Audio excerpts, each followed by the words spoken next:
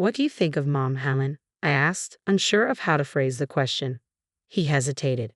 What do I think of her?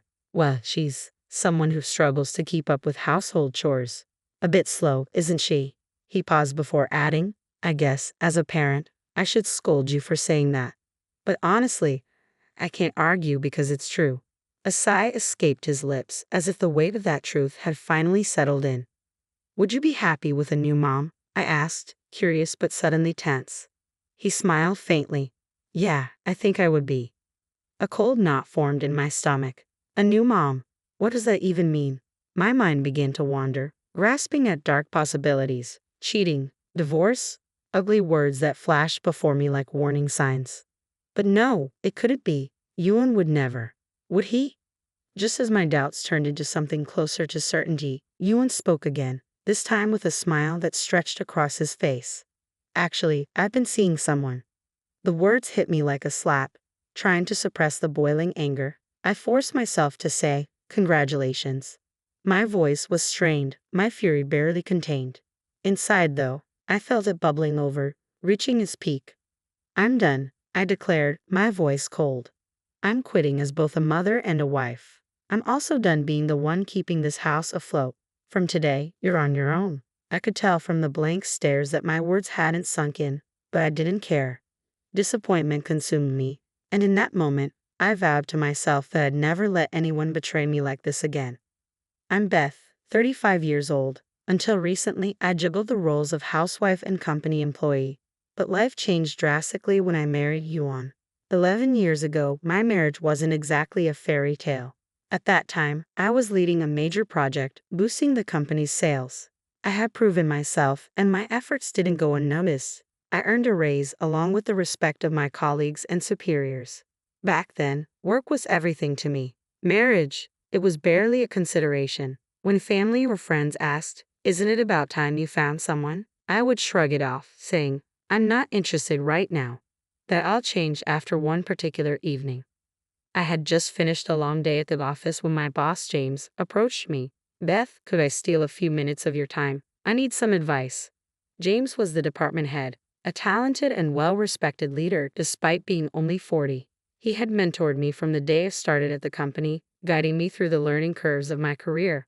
How could I say no? Sure, I replied, curious. Relieved, he suggested, how about a drink at the bar nearby?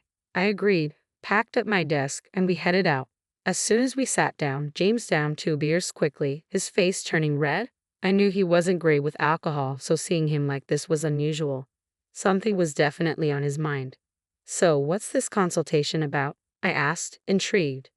Ah, he sighed, rubbing his temples. It's about a marriage meeting. The idea of James bringing up a marriage proposal was the last thing I expected. What could he possibly mean? I had always insisted that my career come first, pushing away any thoughts of marriage. No, I'm not really interested in arranged marriages, I said with a shrug. James smiled softly. I get that, but hear me out for a moment. Actually, I have a nephew who's about your age. Is that so? I replied, slightly intrigued. His name is Ewan, James continued. A while back, his wife left him, just disappeared one day. I felt a pang of sympathy. That must have been really tough. It was, James said, his voice growing quieter. It's a strange situation, but you actually look just like his ex-wife. I blinked, surprised, as James continued, looking somewhat guilty. I know it sounds rude to bring up a marriage proposal just because of that, but Ewan has a young child. It made me think, for a kid who barely remembers their mother's face, having someone who resembles her might not feel so strange. I could see the logic, even though it unsettled me. A child, after all, needed a mother figure, and here I was, single, around the right age, and apparently resembling the woman who had abandoned them. James wasn't really asking for me to marry Ewan. He was asking me to fill that void, to step into a motherly role. It made sense, but it also felt wrong. I was appalled. My feelings, my individuality, had been completely overlooked. But I understood why James approached it as a consultation. He wasn't pushing me, just trying to find a solution for his nephew. After all, I had never even met Ewan. How could I give any kind of answer? I understand what you're saying, I replied carefully, but since I don't know Ewan, I honestly don't know how to respond. James nodded, looking thoughtful. Yeah, I get that. That's why I wanted to talk to you first. Actually, I've already spoken to Yuan a little, and I was wondering if you might be willing to meet him. Just once. I wasn't interested in marriage, but James had always been someone I respected, and I wanted to help in some way. After thinking it over, I agreed to meet Yuan. Just once. A few days later, the meeting was set. Yuan had arranged for us to meet at a high-end restaurant. I rarely frequented such places, and the thought made me a little nervous. Good evening, a clean-cut man greeted me as I arrived. He had an air of confidence and politeness about him. Good evening, I replied. You must be Yuan. That's me, he said with a smile. I'm glad to meet you. My uncle has told me a lot about you. Yuan was tall and slender, dressed impeccably in a suit that made him look like he had just stepped out of a fashion magazine. He escorted me to our table, and we spent the evening talking about everything under the sun. To my surprise, he never once mentioned anything about me resembling his ex-wife. Instead, he was genuine and kind, and I found myself drawn to his straightforward personality. As the evening wore on, I realized I was enjoying his company more than I had expected. After that dinner, we started seeing each other more often, and before I knew it, my feelings for Yuan had deepened. Then, one day, Yuan invited me back to the same restaurant where we had first met. We enjoyed a quiet, elegant dinner, and as we finished our meal and sipped wine, something cold touched my lips. Take a closer look, Yuan said with a playful smile. I looked down at the bottom of the glass, and there it was, a sparkling diamond ring rolling gently against the glass. Yuan reached for my hand. Beth, through all our conversations and time together, I've come to deeply love you, he said, his voice steady but filled with emotion. I smiled, overwhelmed. Yes, I replied. Yuan hesitated for a moment, then spoke again. You might have heard from my uncle that you resemble my ex-wife. I nodded, feeling a small ache of hurt but remaining silent, waiting for him to continue. But he added, his gaze softening as he looked into my eyes, my love for you isn't based on something as superficial as that. It's you, Beth, everything about you that I've fallen for. And in that moment, any doubt I had melted away. I'm truly drawn to your inner self, Yuan confessed, his face slightly flushed. Whether from shyness or the wine, I wasn't sure. So, if you're willing, would you marry me? Yuan had always been a gentleman on our dates, sincere in his words, always showering me with compliments. I had spent my life focused on my career, but in that moment, I realized there was more I wanted. I had desires beyond my work, desires as a woman. Yes, I'd love to, I replied softly. I accept. And so, Yuan and I got married. As a condition of our marriage, I was asked to quit my job and become a housewife. It wasn't that I didn't feel some regret about leaving my career behind, but I wanted to support Yuan as his wife, so I agreed. Life settled into a peaceful rhythm. Yuan was now my husband, and his daughter, Helen, became part of my daily life. It could have been a story of a simple, happy family, but life always has its unexpected turns. 11 years into our marriage, things began to change. Yuan's demeanor shifted. He became irritable, quick to anger over the smallest things. Perhaps it was the stress of work, but the man I had fallen in love with seemed to vanish, replaced by someone who raised his voice at every minor dissatisfaction. This, I told myself, was part of life. I bore his outbursts in silence, continuing to fulfill my role as a housewife. But soon the problem wasn't just Yuan's behavior. Helen, once sweet, now began to verbally abuse me as well. Whenever I tried to discipline her, Yuan would intervene. Don't be so harsh, he'd say, dismissing my concerns. It's your fault for not managing the house better. With her father's approval, Helen's insults grew worse, especially when he was around. I had thought it was just a phase, but her cruelty became relentless. One day, I asked her to clean her room. She didn't move, instead looking at me with disdain. Mom should do it, she retorted coldly. I brought this up to Yuan, hoping he would help, but he barely listened, showing no interest in parenting. You're the one raising her this way, he said, brushing off my concerns. Being a housewife must be easy. You don't even have to work. Just take care of the house. His words cut deep. It had been Yuan who insisted I leave my career, and yet here he was, diminishing my efforts as if my work at home meant nothing. When I tried to express my frustration, I was met only with sarcasm.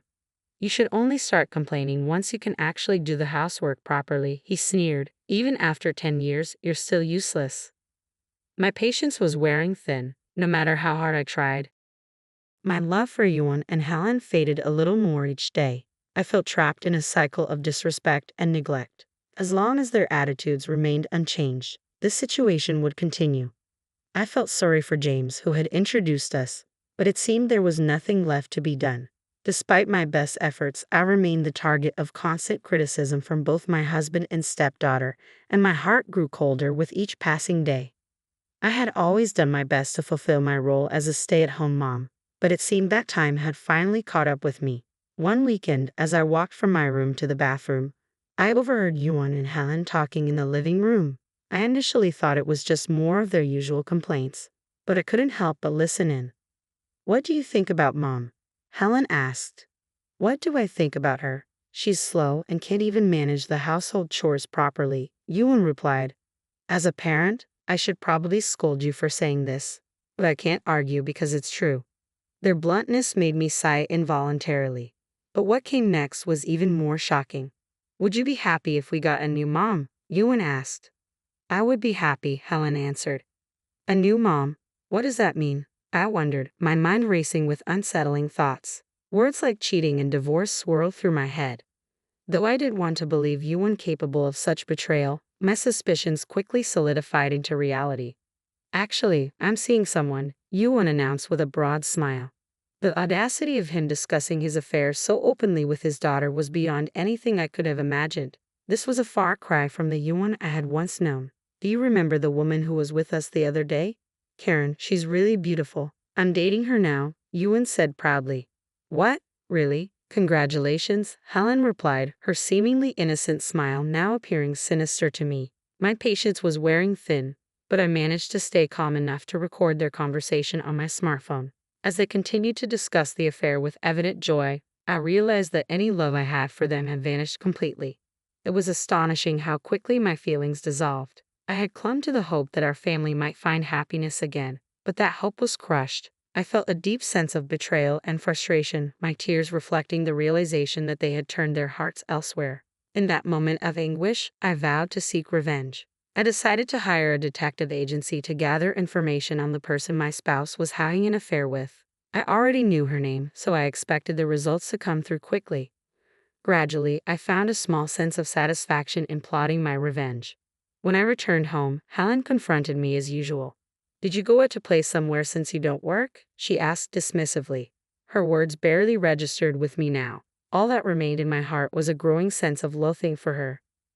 "Oh, by the way, there's an overnight school trip tomorrow. Make sure you prepare lunch," she added nonchalantly, as if tossing aside a piece of trash. Her blatant disregard stunned me, but panic soon set in as I realized I hadn't been informed about this earlier. "Why didn't you tell me sooner? Why keep this from me until now?" I asked, my voice a mix of panic and frustration. Yuan, who had been observing from the living room sofa, coldly told me not to make a fuss and just get it ready. I was too exhausted to argue, so I headed to the kitchen. As I prepared the lunch, I overheard Yuan and Helen chatting in the living room. "Helen, don't end up like that. Being a housewife is an easy job meant for those with low abilities. You're smart like me, so you'll get a job and work in the future," Yuan said. "Yeah, I'll definitely do that. It doesn't matter if Mom is here or not. I'll make sure to live independently," Helen responded. Her words would have been commendable if they weren't underscored by her earlier disdain. After finishing the lunch preparation and returning to the living room, I saw Yuan engrossed in his smartphone, smirking at something on the screen. I assumed he was playing an online game until I glanced at the screen and saw a photo of a young woman. It must have been his affair partner. I was stunned that he was so brazenly looking at her photo in front of me. My husband's obsession with his affair partner and my daughter's continued scorn reached a breaking point. In a surge of anger, I abandoned cleaning up the kitchen and locked myself in my room. The sound of their criticism from outside was now background noise to my resolve. I had made up my mind to leave this house. It might have seemed like a rash decision, but once Yuan's affair was exposed, I knew I had to go. Tomorrow became the day I would finally leave. Yuan and Helen no longer mattered to me.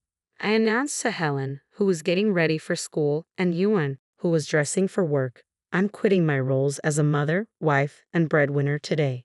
With that, I confidently walked out of the house. They seemed stunned by my words, but it no longer mattered to me. I drove to my parents' house, which was a bit farther away, with my car packed full of my belongings. The statement about ending my role as the breadwinner held special significance. Ever since Helen started elementary school, I had noticed that the living expenses Yuan provided were dwindling.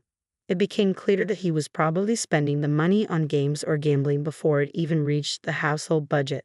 Realizing this couldn't continue, I secretly started an ID consulting business from home without informing Yuan or Helen. My prior experience as a career woman proved beneficial, and the business became successful. Eventually, my income surpassed Yuan's, making me the primary provider for our household. The day after I left, Yuan bombarded me with emails, likely recognizing that the account for living expenses was nearly empty. I had withdrawn all the money I'd earned just before I left. The depleted balance was his own doing, and I didn't see it as my concern. Unable to handle the situation any longer, Yuan showed up at my parents' house. When the doorbell rang incessantly, I checked the intercom and saw a visibly distressed Yuan. Reluctantly, I answered the door, concerned that the noise might disturb the neighbors. As soon as I opened the door, Yuan began apologizing. I was wrong. Please, can we go back to how things were? The house is a mess without someone to clean, he pleaded, treating me like nothing more than a maid. His apology felt more like a contemptuous routine than genuine remorse. I was thoroughly disgusted. You don't need such an incompetent wife, do you? I replied coldly and closed the door. Yuan continued to ring the bell for a while but eventually gave up and left, defeated, which I observed from the window. A week later, Helen called me, clearly distressed. I answered the phone with a hint of amusement as she began to rant. Ever since you left, Dad hasn't been going to work, comes home late, and I can't keep up with household chores. My clothes are dirty, and I'm being laughed at school, she complained. Despite knowing my actions were harsh, I saw it as a consequence of their own making. So what? I asked. It's not a so what, it's all because you abandoned us and left. Come back, Helen demanded, showing no remorse, only anger and dissatisfaction. How convenient for you to demand that now. After all this time, you've treated me as if I were incompetent. If you're so capable, handling household chores should be a breeze, right? I retorted, leaving Helen speechless. Do it yourself, I said bluntly and hung up. Helen tried calling several times afterward, but I blocked her number to avoid further calls. Just when I thought I had found some peace, Yuan arrived at my parents' house with Helen a few days later, looking worn out. Yuan tried to persuade me to return, citing their financial struggles. You're working, so wouldn't you be okay? I dismissed him casually, and he persisted in his attempts to convince me. I had lent all my money to someone in need, likely his affair partner. It was clear that he was still trying to deceive me, but I was more astonished than outraged to learn that he still felt guilty. The living expenses had suddenly vanished. Did you take them? He asked, admitting his wrongdoing but begging me to return even a small portion. Faced with his accusation and feeling like a thief, I was momentarily speechless. I decided it was time to reveal the truth. I had been supporting our household with the income from my own company. My business, specializing in remote services and virtual spaces, was thriving, and my income far exceeded his annual salary. That's nonsense. It has to be a lie, Yuan insisted. I'm not lying. You've always belittled me, but in reality, I was the main provider. Rent, groceries, utilities, Helen's allowance, and school fees, all were covered by me, I explained. Their shocked and crumbling demeanor was almost comical. It doesn't matter. Just come back. If not, I won't leave here, Yuan said, sitting on the floor like a petulant child, refusing to stand. Seeing their desperate pleas made me reconsider. I decided to return to the house with one goal in mind. Upon arrival, I was greeted by a sight that confirmed my decision. Unwashed clothes piled up in garbage bags stacked everywhere.